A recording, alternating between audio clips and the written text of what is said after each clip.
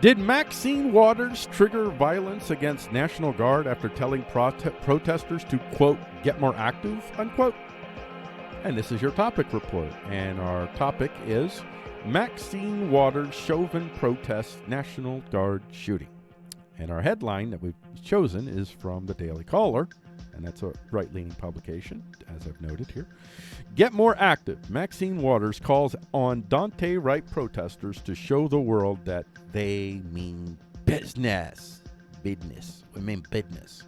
What business do they mean? They mean violence. And this is an elected official. This is an elected official from California.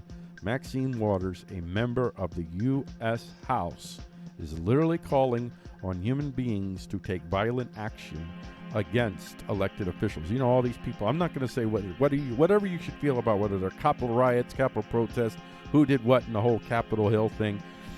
Whatever you want to say about it, the left is and I don't even like using the word left. Whatever they want to, basically the dominant factions in America, the way that I view them, authoritarian, all of them, they're both right and right, far right controlling factions.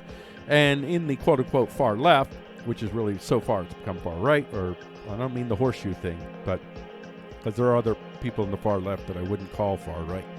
But the quote-unquote left, which is really now just another faction of the far right, they are there. When Donald Trump was still president, Nancy Pelosi spoke out about Donald Trump using National Guard troopers to arrest people in, was it Portland and or Seattle, who were attempting to destroy U.S. courts.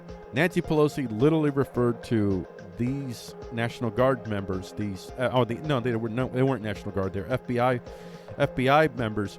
She referred to them as Donald Trump's Gestapo, and other words to that effect. That's okay. That's not inciting people to violence. And here you have a woman who has done this before, tried to incite people to violence, encouraging people to take violent action against Republicans in restaurants.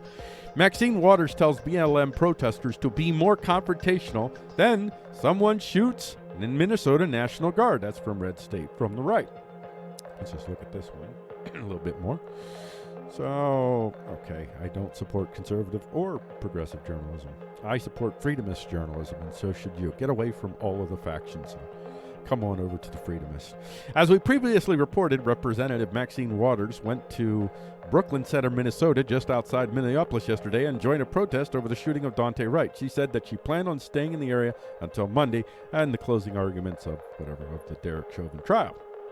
While there, she called for a guilty verdict in the Chauvin case over the death of George Floyd. She said that if they didn't get a guilty verdict, the protesters cannot go away. Waters was then asked, what should the protesters do? She replied that they should stay in the streets. We've got to get more confrontational. Literally, you're talking about a situation where people are already burning down buildings. They're burning down businesses that had nothing to do with this decision whatsoever, where they're already violence that have been happened against police officers. And then what happens? Later that night, really more early Sunday morning, around 4:20 a.m., 4:20, someone did get more confrontational. According to WCCO, someone fired at members of the Minnesota National Guard in North Minnesota. The members of the Guard were providing neighborhood security along with Minneapolis police officers when someone shot at them from a white SUV. Two members had minor injuries, one of whom was hit by shattered glass and taken to the hospital. It wasn't clear what the other injury was, but fortunately it was said to be superficial, according to Strice. Now, I don't know really if those are connected. Well, they say it, yeah.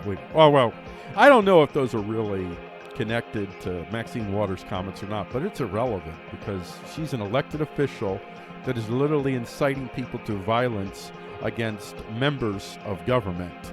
And that is untenable in a rule of law land. And just to go back to this story, remember this story, the Spanish cop story? If you're watching the whole show, you're not just watching the clip. And if you're not watching the whole show, go to the YouTube channel Freedomist with the black and gold symbol, and you'll get the show on there. Notice here, terrorist material, far right. These labels are used to demonize human beings, and the power to demonize individuals comes through those who control the means of cultural production that is protected by lethal production, as in the United States government or any government for that matter. If you control the means of cultural production and the state is willing to protect you, even when you violently assault the very people that you allege to serve by inciting violence constantly, well, then whoever you say is a terrorist is a terrorist. Whoever you say is an extremist is an extremist. And then whatever you say, violence is legitimate, violence is legitimate. When you say violence isn't legitimate, then violence isn't legitimate. And that's how it works. And here's some other headlines here. Republicans demand action against Maxine Waters after Minneapolis remarks. This is from TheGuardian.com. Kevin McCarthy, who's a senior Republican leader, presses Pelosi to take action against Maxine Waters for inciting violence. Well, she can't do that because, remember, she once referred to these people as Donald Trump's Gestapo, so there's that.